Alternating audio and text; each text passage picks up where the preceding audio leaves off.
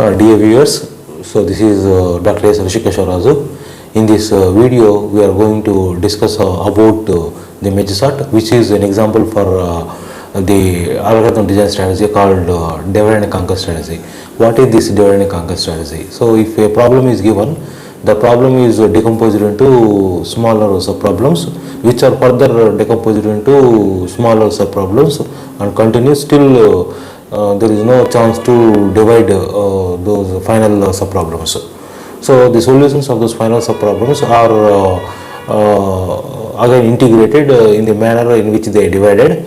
So that will produce solutions for higher level subproblems. The solutions of higher subproblems are provide solutions for their higher level subproblems, and this process is continued till we are going to achieve solution for the given problem. So that is the divide and conquer strategy. So the example for the divide and conquer strategy is here MedJSAT. In MedJSAT, actually the area of elements going to be given, and that area going to be divided by computing middle position. So left half and right half we are going to take, and again left half is further subdivided, and that is further subdivided till there is no chance to divide the elements. And same logic we are going to apply to right array, right side of the array. And once you have the independent values, then the order in which they divided, the same manner they were integrated, merged. So during merging, we need to choose the areas that are going to be formed in the sorted order. So left part in which the elements are in sorted order, and if you take right part, the elements are in sorted order. Now we have left array and right array. We can also consider them as L1, L2 or A or B. That is your wish. The convention is your wish. So friends, we are going to see the PPT and the example and the code for the MedJSAT. So please like this video, subscribe to this video, share this video to your friends, and click on bell icon. New videos, anything going to be posted in my channel that are automatically going to be notified to you. So I hope this video going to be useful to you. Thanks for watching. Friends, now we are going to see the the MedJSAT PPT. So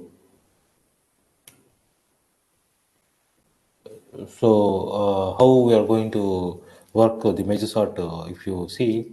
So here the list going to be given, that means area of elements going to be given, that we are going to divide into left array and right array based on middle position.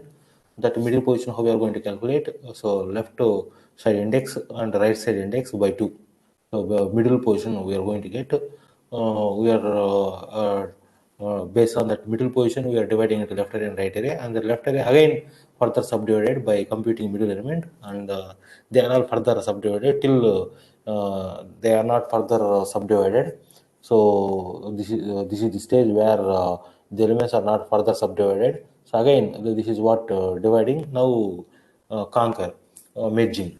So 5 and 12, while they are merging, sorted order they are merging. And when you come to this level, sorted order they are going to merge. So what is the sorted order for this? 5, 6, 12. At the same logic we are going to apply for right side. And finally, how we are going to get the sorted order for these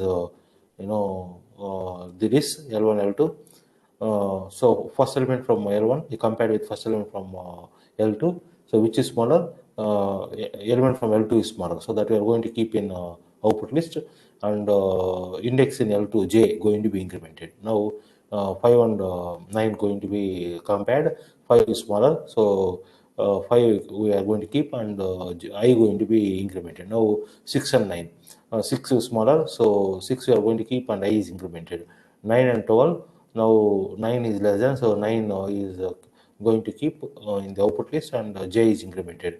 10 and 12. So 10 is smaller, so 10 we are going to keep in output list, and L2 is exhausted, and remaining elements which are not participating in the comparison is 12, and that we are going to put in the output list. So this is the mechanism of merge sort, which is an example for divide and conquer strategy. We'll here we'll see the pseudocode. So we are passing array and the starting index and ending index, which is the length of the array. If that starting index is less than n index, we are computing middle position. Now, based on the middle position, we are dividing into left array and right array. This is the left array portion. This is right array portion, and we are calling once these are all further decomposed, and we reach the final subproblems which are not further subdivided. If you reach the stage, again we start merging. So merging will do, that final the outputs we are going to get from after merging. Left array one entity and right array another entity. Those two are now we are merging. So now we'll see. So we'll go to an example.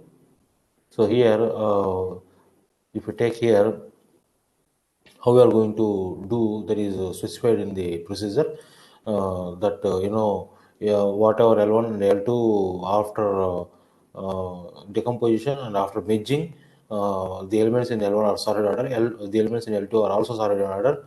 Now we need to merge these two. How we are going to merge an element we are going to take from L1 compared with the element from L2. That means element in the L1 is AI. I is the index and J is the index in L2. So first element from L1 is compared to first element from L2. So if we found first element from L1 AI is less than, so AI we need to keep in output list, and I should be incremented. In other case, suppose L1 from L2 is less than L1 from L1, L2 element we are going to keep in output list, and J should be incremented. In the process, suppose all the elements from L1 are participated in the comparison, means we reach the size of the L1, the remaining elements from L2 are taken and kept in the output list, or vice versa. So now this pseudocode we already seen, and this is an example 2, 5, 6, 7, 10. This is the list given. So we decompose into left array and right array. Left array is 2, 5, 6, and uh, so from this we will have L1 array and L2 array. We need to apply that merging logic. That means first element from L1 is compared with the first element from L2. If element in L1 is smaller, we are going to keep that in output list, and I should be incremented. Suppose element from L2 is smaller than element from L1, that is kept in output list, and J should be incremented. So that's what here clear procedure explanation is given, and the example I already explained, and this is the only algorithm having the same time complexity for all cases. Worst case time complexity, average case time complexity, and best case time complexity, and the space complexity for this algorithm, number of elements n, big of n. And if you take the applications where this measures are going to be used, if you take it can be used in e-commerce applications, it can be used in inversion accounting problems, it can be used in external sorting, and this is the problem we need to do at home assignment. But still I am going to explain how we are going to sort using measure sorting. So this area having 8 elements. So first middle element we are going to find out. Uh, we are further going to subdivide, and till the subproblems that are not further subdivided. Then we are going to sort in the manner in which they decomposed, and we are going to get solutions. Means L1 left array and right array we are going to get for the given problem. That this is left portion and this is right portion. So in left portion, first element is compared with the first element from L2, right portion. So the element from left portion is less than. So we are going to keep that, and I is incremented. Okay, and this total is compared with 17. So again, total is less than. So left portion element is less than. So we are keeping into output array, and again I is incremented. I is the index in the left array and j is the index in the right array. And 25 and 17, when you compare, 17 is lesser, so that we are going to keep in output array, and j is here incremented. 25 32 is compared, 25 is less than, so we are keeping that in output array, and I is incremented. 31 32, when comparing them, 31 is found less than, so we are keeping that in output list, and L1 array is exhausted because we reached the end of the array, and remaining elements from L2 are taken because they were already in sorted order. In same order, we are going to copy to output list. So now we are going to see the code. So I chosen this in CodeChef platform. There we are going to see the code in Java language. So here Java program execution starts from main method. So this is a array, and we are finding length of that. That is size of the array is in n. And I created object for Medj class. That is M1. It will have methods like Medj, Medj sort. It will have major sort and print array methods. So print array first, before sorting, we are displaying elements, and we are passing that array and its left index and length of the array as arguments to major sort. So which transfers control to execute now major sort. So we'll go to major sort. How the major sort going to execute. So in major sort, if you take here, it is taking the array and its beginning index and length of that array as arguments. So that beginning index plus length of the array by 2 gives middle position. So based on middle position, left array, we are going to take this one, and using that same middle position, right portion we are going to take. Okay, so this is further subdivided till the sub problems are further not subdivided. So then they are measured using this merge. So transfer control takes good merge there. That left portion elements, yeah, in that if you take in loop, that element from left array, suppose less than element from right array, that left array element we are going to keep in output list. Here output list name is A, and the index in the output list is K. So K initially is 0. Now first element in output list is element from left array. Okay, if it is not the case, element from right array is taken and that is kept in output list.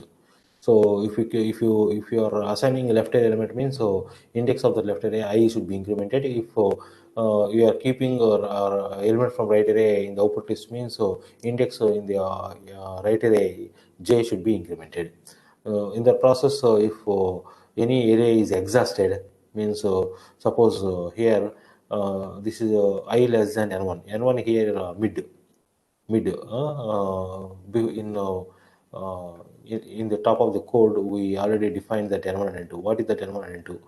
So this is mid minus 1, mid element, and n2 is right portion length, and n1 is left portion length. Okay, so suppose L2 is exhausted, means remaining elements from N1 are copied into output array A. And that time when you are copying, I index of left array should be incremented, and index of that output list also going to be incremented. If L1 is exhausted, yeah, elements from N2 are taken and that are going to be copied to the output list. So that's all. So if you check the output, so now actually here we got errors. So we are going to see class. So there C is missed. So we are going to queue that C. So class C.